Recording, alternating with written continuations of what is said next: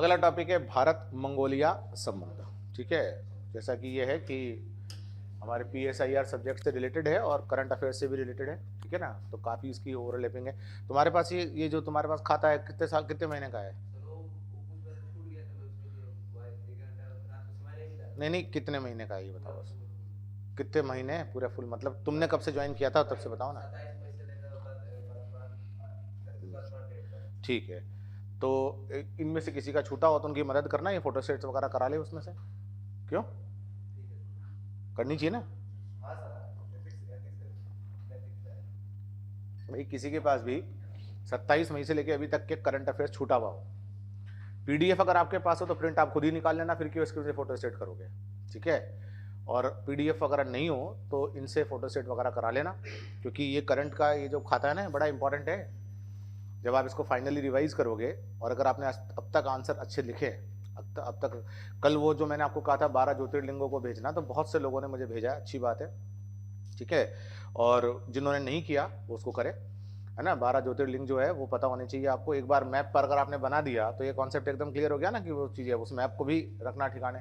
ठीक है, तो ये करना, लिखना खूब ज़्यादा, और इसको पूरा रिकॉर्ड रखा करो, जो भी लिखा करो ना उसको रिकॉर्ड लिखा करो, कब कोई नोट्स आपके कब कहाँ काम आ जाए, क्योंकि एक एक लाइन से दो दो नंबर निकल सकते हैं। फैक्चुअल पेपर्स के अंदर एक एक लाइन से दो दो नंबर निकल सकते हैं। और जो फैक्ट, इस तरह के फैक्ट अगर कौन सी माइक्रो LED के अंदर किसका यूज किया जा रहा है, गैलिनियम नाइट्राइड। ठीक है, ये बहुत अच्छे से देखना। ठीक है ना, ये बहुत अच्छे से देखना। बाकी तो इसके यूज वगैरह इतने नहीं, क्योंकि अब आज की तारीख में किसी स्टूडेंट से नहीं पूछेंगे इसके फायदे क्या है, क्योंकि वो जो उस समय LED लॉन्च हुए थे ना, देखिए बड़ा जिसको कह सकते हैं कि इकोसिस्टम बड़ा बदल जाता है। हम लोग जब पढ़ते थे तो उस समय 3G के बारे में बताया जाता था, 4G है ना, स्पीड 3G की तुलना में 100 गुना ज़्यादा होगी। कौन सी स्पीड, मतलब यही नहीं समझ में आता था स्पीड क्या, क्योंकि मोबाइल होते थे छोटे वाले, तो हम ये सोच ही नहीं सकते थे कि ऐसा भी होता है कि पिक्चर डाउनलोड हो जाती है पूरी की पूरी। फिर कहा कि पिक्चर डाउनलोड करने की जरूरत नहीं है, आप सीधी सीधी स्ट्रीमलाइन देखो ना उसको। मतलब जिस समय हम लोग तैयारी करते थे उस समय ये होता था कि भाई जो आपकी वेबसाइट से ये खुलती थी, उस पर साइबर कैफे होते थे, वहां जाकर खोलो। किसी ने लैपटॉप वगैरह खरीद भी लिया तो उससे क्या हो जाएगा, है ना, आपके पास में कोई ऐसा नेट कनेक्शन होता था जो रेगुलर, जो स्ट्रीमलाइन दे। तो जब हम पढ़ते थे तो बुक से ये चीज समझ में नहीं आती थी कि डाउनलोडिंग अपलोडिंग स्पीड, है ना, ये जो हॉटस्पॉट टर्म है ना, उसको उसको समझने के लिए कई बार दिमाग लगाना पड़ा, हॉटस्पॉट क्या होता है। ठीक है, अब हॉटस्पॉट क्यों आपको समझ में आ गया, क्योंकि ऑल ऑफ देम यूज कर रहे हो आप। तो अब आपसे ये नहीं पूछेंगे इसके फायदे क्या है, वो सब पता है LED स्क्रीन के फायदे क्या होते हैं। असल चीज है कि इसका साइंटिफिक कंपोनेंट क्या है। ठीक है ना, तो गैलिनियम नाइट्राइड याद रखना, एप्पल लॉन्च कर रहा है, इसको भी याद रखना। ठीक है, तो इंडिया और मंगोलिया के बीच में संयुक्त कार्य समूह की 11वीं बैठक हुई। कई बार ये संयुक्त कार्य समूह बना दिए जाते हैं। संयुक्त कार्य समूह का क्या मतलब होता है, दोनों देश कॉपरेशन को बढ़ाने के लिए दोनों देशों के लोगों की एक टीम बना देते हैं, ताकि वो उन एरियाज ऑफ कॉपरेशन को चिन्हित कर सके जिसमें कॉपरेशन करना है, और फिर उसमें कैसे कैसे आगे बढ़ना है, जो उसके हर्डल्स है उनको कैसे दूर किया जा सके। अगर दोनों देशों के बीच में कोई विवाद है तो उस विवाद को सॉल्व करने के लिए भी ये काम किया जा सकता है। विवाद वाला देश तो मंगोलिया हमारा है नहीं, ठीक है, क्योंकि हमारे से बॉर्डर इसकी जुड़ती नहीं है। डिप्लोमेटिक टाइज कई बार ऊपर नीचे होते रहते हैं, लेकिन हमारे देश के साथ में इसका कोई सीमा विवाद है नहीं, क्योंकि कोई सीमा लगती भी नहीं है। तो मंगोलिया के साथ में ये जो दोनों देशों की जो एक जो 11वीं संयुक्त बैठक हुई है, उसमें रक्षा के साथ में और भी कई क्षेत्रों को चिन्हित किया गया है जिसमें दोनों देश सहयोग कर सकते हैं। दोनों पक्षों ने इस बात पर संतोष व्यक्त किया है कि कोविड-19 के कारण जो दोनों देशों के संबंधों में बाधाएं आई थी, उसके बावजूद दोनों देशों के मध्य अच्छे संबंध आज भी बने हुए हैं। अब जरा थोड़ा बहुत मंगोलिया के बारे में देख लेते हैं। इसकी एक रोचक राजधानी, उसका नाम क्या है, उलन बटोर। ठीक है, ये राजधानी किसकी है, मंगोलिया की। पहले एग्जाम्स के अंदर बहुत पूछी भी जाती थी कि मंगोलिया की राजधानी क्या है। पूर्वी एशिया का एक स्थल रुद्ध देश है। स्थल रुद्ध का मतलब होता है, क्या इसकी कोई सीमा समुद्र से मिलती है क्या, समझ गए ना। स्थल रुद्ध का मतलब क्या होता है, भारत, भारत है क्या स्थल रुद्ध, नहीं। Sri Lanka, very good. पाकिस्तान स्थल रुद्ध है क्या, वो उसके पास में कोई समुद्री सीमा है या नहीं है। बांग्लादेश, नेपाल, भूटान, समझ गए ना? अफगानिस्तान भी स्थल रुद्ध है, पक्का, कोई दिक्कत नहीं। इसके उत्तर में रूस है, दक्षिण में चीन है, ठीक है। इसके उत्तर में रूस है और दक्षिण में क्या है? चीन। ये सोवियत संघ का एक सैटेलाइट स्टेट कहलाता था, है ना। सैटेलाइट स्टेट एक समय में कहलाता था। इसमें जो उपग्रह राज्य आया है ना, इसका हिंदी मतलब तो उपग्रह राज्य ही है, लेकिन अगर आप इसको समझने के हिसाब से देखें तो ये एक सैटेलाइट स्टेट था। सैटेलाइट स्टेट क्या होता है? ये जो वो सोशियोलॉजी वाले थे ना यहाँ पर, एक दो लोग समाजशास्त्र वाले, एक दो स्टूडेंट थे ना जो कह रहे थे कि हम समाजशास्त्र ले रखे हैं, वो जरा मुझे बताए कि सैटेलाइट राज्य क्या होते हैं, सैटेलाइट नगर क्या होते हैं।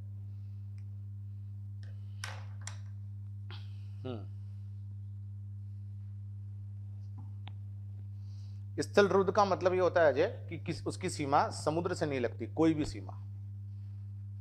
स्थल रुद्ध का मतलब सभी जगह स्थलीय सीमा ही है। हाँ, सैटेलाइट स्टेट क्या होता है?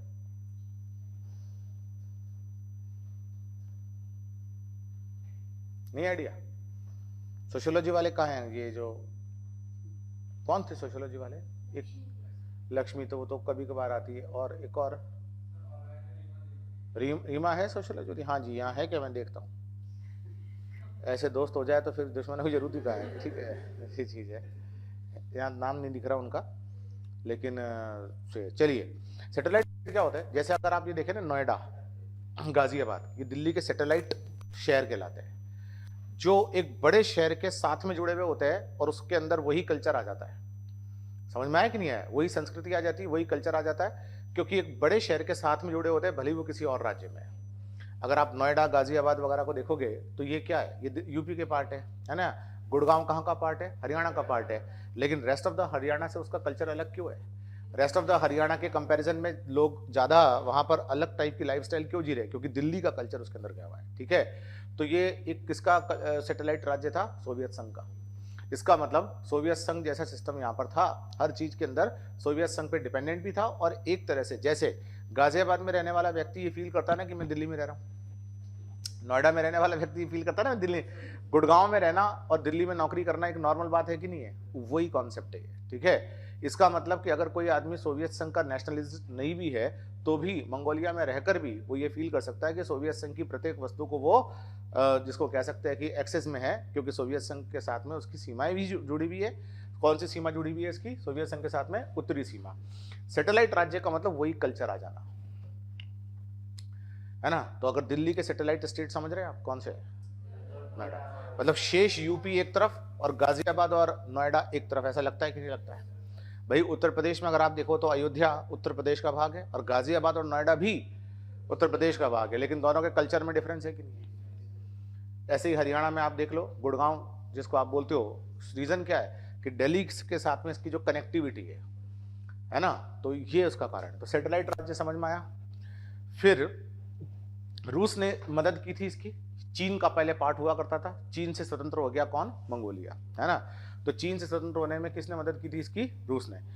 अब 1991 में जब सोवियत संघ 1990 में खत्म हो गया तो ये भी एक तरह से पूंजीवादी देश के रूप में कन्वर्ट होने लगा। बहुदलीय प्रणाली, यानी कि बहुत सारी पॉलिटिकल पार्टीज चुनाव लड़ती है, एक नया संविधान और एक बाजार अर्थव्यवस्था, मार्केट इकोनॉमी। क्या होती है market economy Anil? Market economy बोलते हैं, हाँ, पूंजीवादी। Very good. पूंजीवादी अर्थव्यवस्था को क्या बोलते हैं? मार्केट अर्थव्यवस्था, क्योंकि वो डिमांड एंड सप्लाई पर, मार्केट की डिमांड, मार्केट फोर्सेस, याद आ रहा है? Demand and supply. इसीलिए तो आपको इकोनॉमिक्स से छुट्टियां दी गई कि आप रिवीजन करो, ठीक है। नहीं, क्लास इकोनॉमी की इसलिए तो रोकी मैंने, बाकी कोई आप ही का भला है उसमें, ठीक है। रिवीजन करना चाहिए ना आपको। पूंजीवादी अर्थव्यवस्था ये है। अभी आप मेरे को शाम को ये मैसेज मत करने देना सर कि रिवीजन हो गया आप शुरू कर दो, ठीक है ना। तो हाँ, इसलिए ये केवल और केवल आप लोगों का उत्साहवर्धन करने का तरीका है। तो कॉन्सेप्ट समझ में आ गया आपको। मार्केट इकोनॉमी इसने अपना ली। तो मंगोलिया अगर मार्केट इकोनॉमी बन गया 1992 में, तो इंडिया के साथ में इसका एक अच्छा गठजोड़ बन सकता है कि नहीं? क्योंकि भारत भी एक धीरे धीरे पूंजीवादी अर्थव्यवस्था तो नहीं, लेकिन किस पर डिपेंडेंट हो रहा है? धीरे धीरे भारत के अंदर भी ओपन और खुली अर्थव्यवस्था का प्रचलन हो रहा है। प्रत्यक्ष रूप से एक राष्ट्रपति निर्वाचित होता है और वो एक प्रधानमंत्री को नियुक्त करता है, इसलिए इसमें अर्ध राष्ट्रपतीय प्रणाली है, सेम श्रीलंका जैसी। श्रीलंका को हम क्या बोलते हैं? अर्ध राष्ट्रपतीय प्रणाली, क्योंकि उसका एक राष्ट्रपति होता है, वो अपना प्रधानमंत्री नियुक्त करता है ना। शक्तियों का विभाजन जो है वो बड़े रोचक तरीके से होता है, कुछ शक्तियां प्रधानमंत्री के हाथ में, कुछ राष्ट्रपति के हाथ में। मैंने आपको फ्रांस के बारे में बताया था, शायद वहां पर भी यही है ना। वहां पर इंटरनल मैटर्स को कौन देख लेता है? प्राइम मिनिस्टर, और बाहर के मैटर को कौन देख लेता है? राष्ट्रपति। तो ऐसी प्रणाली संसदीय और राष्ट्रपतीय प्रणाली का मिक्सचर हो, उसको बोलते हैं अर्धराष्ट्रपतीय प्रणाली। इसकी एक भौगोलिक विशेषता क्या है? मंगोलिया का पठार, ठीक है, और इसका उच्चतम बिंदु क्या है? तवन बोगाड़ पुंजक में खुइटन चोटी इस मंगोलिया के पठार का उच्चतम बिंदु है। फिर एक धरोहर स्थल भी है इसका, तुवा गणराज्य जो रूस का है, उसमें एक झील का नाम आता है, उसका नाम है उप्स झील, ठीक है। ये झील का नाम है और ये झील अत्यधिक खारी झील है, जो मंगोलिया की सबसे बड़ी झील है। इसके दक्षिण में गोबी रेगिस्तान आता है, ठीक है, इसके बारे में आपने सुना होगा, गोबी मरुस्थल। और ये कैसा है? ठंडा मरुस्थल है, ठीक है। ठंडे का मतलब बहुत ज्यादा ठंड इसके अंदर पड़ती है। ये रेगिस्तान उत्तरी चीन और दक्षिणी मंगोलिया के अंदर विस्तृत रूप से फैला हुआ है। जलवायु को अगर हम देखें तो मंगोलिया को शाश्वत नीले आकाश की भूमि या नीले आकाश का देश कहा जाता है, क्योंकि इसके अंदर साल में 250 से ज्यादा धूप वाले दिन होते हैं, ठीक है ना। साल में 250 दिन, 365 में से 250 दिन ऐसे होते हैं जिसमें तेज धूप पड़ती है। अगर धूप जितनी अच्छी होगी, आकाश उतना ईशा नीला दिखेगा कि नहीं दिखेगा? आकाश का नीला रंग साइंस की कौन सी घटना के? प्रकीर्णन, ठीक है। प्रकाश का जो प्रकीर्णन होता है, कलर्स का फैल जाना जो होता है, सबसे ज्यादा प्रकीर्णन किसका होता है? Violet, indigo, blue, green, yellow, orange और रेड, विबग्योर, है ना। ध्यान से सुनो सब लोग। अब बैंगनी कलर का प्रकीर्णन सबसे ज्यादा होता है, मतलब ये फैलता सबसे ज्यादा है। जब ये फैलेगा सबसे ज्यादा तो धूप में धुंधला दिखेगा। फिर उसके बाद इंडिगो, है ना, नील का कलर जो होता है, फिर ब्लू, फिर ग्रीन, फिर येलो, फिर ऑरेंज, फिर रेड। तो ट्रैफिक सिग्नल लाल कलर के क्यों बनाए जाते हैं? प्रकीर्णन कम होता है। जिसका प्रकीर्णन कम होता है, जो फैलता कम है, वही तो आपको फोकस करेगा आंखों पे। जितने भी इंडिकेटर्स होते हैं ज्यादातर खतरे के निशान, वो रेड सिग्नल क्यों बनाए जाते हैं? क्योंकि खतरा अगर आपको फोकस आंखों पे ढंग से हो जाए तो आप अपना बचाव कर सकते हो। तो आप देखते हो ट्रैफिक सिग्नल में एक कलर कौन सा होता है? रेड। एक, अब अगर रेड को आपने रोक कर इंडिकेट कर लिया कि जी रुक जाओ, तो फिर जाने के लिए कुछ और करना पड़ेगा, तो इधर जाते जाओ। ऑरेंज को छोड़ना पड़ेगा, क्योंकि ऑरेंज और रेड एक जैसे दिखते हैं। बुद्धिमानी क्या है? दोनों को यूज एक साथ मत करो, नहीं तो कंफ्यूज हो जाएगा ना आदमी, है ना। तो बेटर क्या है? ऑरेंज को छोड़ते हैं, उसके बाद किसका यूज होता है? येलो का होता है कि नहीं ट्रैफिक सिग्नल्स में। उसके बाद किसका यूज होता है? ग्रीन का। और उनको 3 इंडिकेटर देने हैं वहां पे आपको, है ना। एक होता है रेड लाइट, रुक जाओ, एक होता है green light, you can go, और एक होता है येलो। येलो का मतलब क्या होता है? हाँ, कि एक्टिव मोड है, चल रहा है, और अब रेड लाइट हो सकती है, ठीक है। तो ये ट्रैफिक सिग्नल्स के अंदर जहां धूप में हमें, देखिए आप अपने कमरे के अंदर ये एलईडी किसी भी कलर की बना लो, क्योंकि धूप नहीं है ना, ठीक है ना, तो ये चलेगी, क्योंकि आपको देखना कहां से है? यहां से। लेकिन धूप में अगर आपको दूर से आंखों पर कोई चीज फोकस करनी है तो वो रेड कलर की क्यों होती है? क्योंकि उसका प्रकीर्णन सबसे कम होता है। और चूंकि इन कलर्स का प्रकीर्णन सबसे ज्यादा होता है, तो आकाश के नीले रंग के लिए ये उत्तरदायी है, क्योंकि ये रंग आकाश में फैल जाते हैं। आकाश नाम की कोई चीज है क्या? आप ऊपर यूं जाओ और टच करके आ सकते हो क्या? लो जी, मैं आकाश टच करके आ गया। ये वायुमंडल में से ऊपर basically blue, yellow, sorry blue, violet और इंडिगो, इन तीनों कलर का प्रकीर्णन हुआ है। इन तीनों कलर का बिखराव हुआ है, और इस बिखराव के कारण आपको दिखाई देगा नीला। लेकिन अगर बीच में बादल आए हुए होंगे तो नीला कलर कम दिखाई देगा ना। जहां 250 दिन तेज सूर्य निकलता है, वहां नीला कलर अच्छा दिखाई देगा। इसलिए मंगोलिया को क्या बोला जाता है? शाश्वत नीले आकाश की भूमि। आप कह रहे जी भारत में भी दिखाई देगा। भारत में पॉल्यूशन इतना है कि आप अगर गांव में जाओगे ना, छोटे शहरों में, तो दिखाई देगा आकाश अच्छा से नीले। शहरों के अंदर नहीं दिखाई देगा, क्योंकि शहरों में तो आकाश काला दिखाई देता है, क्योंकि प्रदूषण के कारण वो सब कुछ हुआ है। ये कॉन्सेप्ट समझ में आया आपको? Violet, indigo, blue, green, yellow, orange और रेड, ठीक है। तो ये है। आगे पढ़े। अब द्विपक्षीय संबंध भारत के कैसे हैं? मंगोलिया एक बौद्ध विरासत से भारत से जुड़ा हुआ है। बौद्ध धर्म भारत का है, जो कि मंगोलिया गया, और भारत से तो बौद्ध धर्म कम हो गया, लेकिन इन राज्यों में आज भी बौद्ध धर्म हमें देखने को मिलता है। अगर इतिहासकारों की बात करें तो 10,000 साल पहले कांगड़ा साम्राज्य से मंगोलिया के संबंधों की बात की। 10,000 साल पहले कोई इंडिया में कांगड़ा साम्राज्य, उसका मंगोलिया के साथ में संबंध था। भारत सरकार ने बौद्ध भिक्षुओं को भारत की यात्रा और वीजा की सुविधाएं अवेलेबल करवाई है। अंतर्राष्ट्रीय सहयोग की अगर हम बात करें तो अंतर्राष्ट्रीय मंचों पर, अगर हम वर्तमान की बात करें तो अंतर्राष्ट्रीय मंचों पर मंगोलिया हमको सपोर्ट करता है। किससे आजाद हुआ है? तो क्या करेगा ये? चीन से आजाद हुआ है, तो चीन के साथ अच्छे संबंध थे क्या इसके? चीन के साथ अच्छे संबंध नहीं थे तो फिर भारत के साथ संबंध कैसे होंगे? तो 2011 से लेकर 11-12 के लिए संयुक्त राष्ट्र की गैर स्थायी सीट के लिए हमारा इसने समर्थन किया था।